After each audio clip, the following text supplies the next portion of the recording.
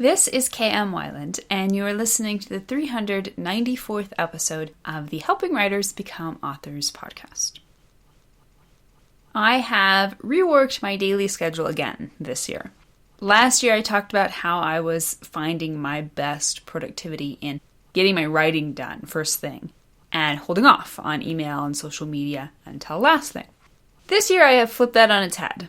I'm actually finding I work best and with the least amount of stress right now when I get the email done first. So after breakfast and workout in the mornings, I try to get all my catching up on email and other daily odds and ends done first thing. And that leaves me a few hours mid-afternoon to take care of other projects. Furniture painting right now.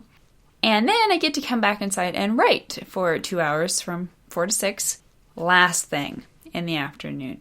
It's a schedule that is really working for me right now. Although, of course, that doesn't mean I might not flip it entirely on its head again next year. And now I hope you enjoyed this week's podcast, Writing Voice. 6 things you need to know to improve it. Writing a book isn't just a discovery of the story. It's also a discovery of yourself. Who are you, really? The answers you find appearing on the screen with each word you type can be surprising. And nowhere is the truth about an author revealed more unequivocally than when you open your literary mouth, loosen your metaphorical vocal cords, and sing. The writing voice that emerges is a raw, honest assessment of you. In part, this is why the topic of the writing voice is initially a scary one. We all have to have a voice, and more than that, it has to be amazing. But how are you supposed to gain this amazing, but decidedly slippery writing voice? It's all a bit vague. Just be you. Just be awesome. And that's where much of the rawness of spilling pieces of yourself onto the page, word by word by word, can become daunting. So today I want to talk about 6 of the most important principles of the writing voice, both to demystify it a bit and to provide you some solid ideas for moving forward in giving readers a powerfully authentic experience of your stories. Fact number 1. Your writing voice is to your prose what your theme is to your story. Every book is comprised of 2 very different but equally important aspects, story and execution.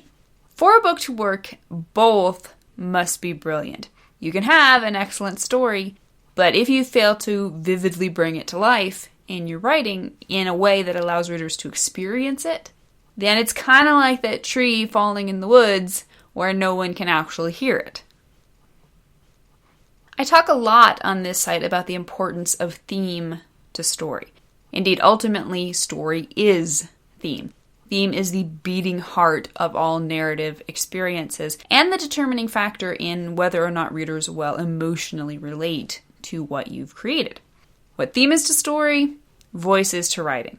Voice is the secret it factor that takes serviceable but forgettable narrative writing and launches it into the stratosphere. It is what brings stories to life. In an interview in the March 2017 The Writer, Alaska Quarterly Review editor Ronald Spatz emphasized, "It is generally not plot that ultimately hooks us, but rather the voice of the piece. The voice must be strong and idiosyncratic enough to create a unique persona and drive the piece forward." In short, a strong writing voice is integral to a strong book. Just as you seek strong themes for your stories, you must just as assiduously seek a strong voice for executing that story. Fact number 2. Your voice should celebrate your imperfections. Okay, strong writing voice. Got it. But what is that exactly? Naturally, there are many factors. But if we had to boil a good writing voice down to one core element, the one I would choose would be imperfection. As Spatz said, a good writing voice is idiosyncratic. It is unusual, unique, personal. A good writing voice is representative of humanity. Decidedly imperfect, but deliciously fascinating and possibly even lovable, not just in spite of the flaws, but because of them. Which of the following is more interesting? The straightforward, properly parsed, "My father warned me I would be punished if I hit someone again. He informed me I was now too old to behave so badly." Or Scout Finch's slangy frankness in Harper Lee's To Kill a Mockingbird. "Atticus had promised me he would wear me out if he ever heard of me fighting anymore. I was far too old and too big for such childish things, and the sooner I learned to hold it in, the better off everybody would be." None of us speaks perfectly. We all have pet phrases, tics, favored slang, mispronounced words, emotion-driven fragments, and run-ons. From all of these things, our personality emerges vividly to those around us. And the same is true in our writing. The limitless possibilities of imperfect language allow us to reveal to our readers our own personalities, and by extension, the personality of our stories and our characters. Fact number 3. Your writing voice should be an honest representation of you. Although your voice in each new story will be influenced by the specifics of that story, it will always be your voice. You're the one bleeding onto the page. Readers may think they come for your lovable characters, but really they come for you. They come for your honesty, for your unique insights into the world, for the unique colors of your personality. They come for your joy and for your pain. If you can't give them that, stop writing right now.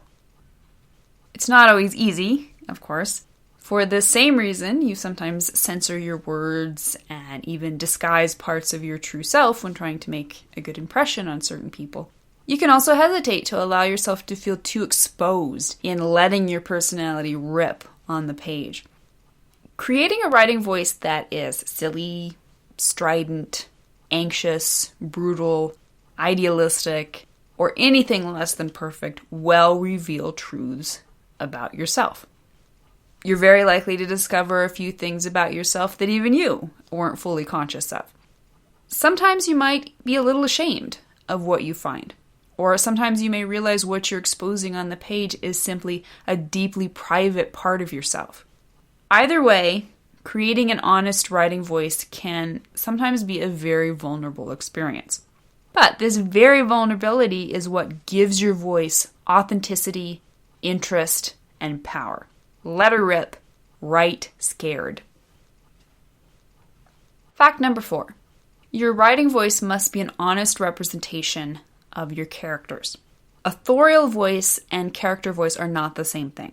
Although your authorial voice will inevitably color everything you write, you will also need to adjust it to properly represent the varied characters you are bringing to life for your readers. Personalities of certain characters will lend themselves more easily to lively narrative voices. This should always be a consideration when choosing narrators. But you must also take into account the setting that has shaped your characters, as well as the times in which they live. For example, although all my stories inescapably bear the imprint of my voice, the narrative voice for my 1920s Nebraska barnstorming novel Storming was necessarily different from my 1820s London superhero work in progress, Wayfarer. For example, this is from Storming. Flying a biplane, especially one as rickety as a war surplus Curtiss JN-4D, meant being ready for anything. But in Hitch's 13 years of experience, this was the first time anything had meant bodies falling out of the night sky smack in front of his plane. True enough that flying and falling just kind of went together. Not in a good sort of way, but in a way you couldn't escape. Airplanes fell out of the clouds, and pilots fell out of their airplanes. Not on purpose, of course, but it did happen sometimes, like when some dumb palooka forgot to buckle his safety belt, then decided to try flying upside down. Flying and falling, freedom, independence, air and earth. That was just the way it was. But whatever was falling always had to be falling from someplace. No such thing as just falling out of the sky, because nothing was up there to fall out of which didn't at all explain the blur of plummeting shadows just a couple hundred yards in front of his propeller. And compare that to this excerpt from Wayfarer. Around Affrey, in the north of Surrey, Hamlet folk cherished the plague. Will Hardy was not one of those folk. In all truth, he held no belief whatever in a plague he'd never had sight of in all his life. That was why he ran, head up, arms pumping, directly towards the source of it. After last month's barley harvest, the fields lay in barren contentment, even with his feet flinging soil clods. The sun burnt through the crisp autumn breeze and heated his face. He was belated, and considering what awaited him, that was far worse than any fabled plague. He reached the stile in the midst of the tumbled stone wall. In one stride, he leapt the 3 steps. Another stride took him as easily down the other side. Or rather, the second stride would have been as easy, save for the face that distracted him from the corner of his eye. Fact number 5. Your writing voice is something you create. A common question among writers is, where do I get a writing voice? Voice is a culmination of every word you write. As you strengthen your craft in every aspect of prose, from grammar to showing versus telling, you will be refining your voice. But voice is also something you can approach deliberately. Indeed, you should approach it deliberately. Ask yourself, how do you want your stories to sound? What personality and tone do you want to infuse them with? What word choices can you look for that will inject life and interest into what you're creating? And who are some authors whose style you particularly admire and resonate with? And then practice. Set time aside to just throw words onto the page. Play around with your characters' voices. Strive to evoke the differing personalities of each person in your book. Write things you know no one will ever read and give yourself permission to be wild on the page. Take your vocal idiosyncrasies too far and see what you can learn out there on the edge of civilization and what lessons you can then bring back to your actual book. Fact number 6. Your writing voice is something you discover. It's true your writing voice is inevitably something you can create to the degree that you are aware of it.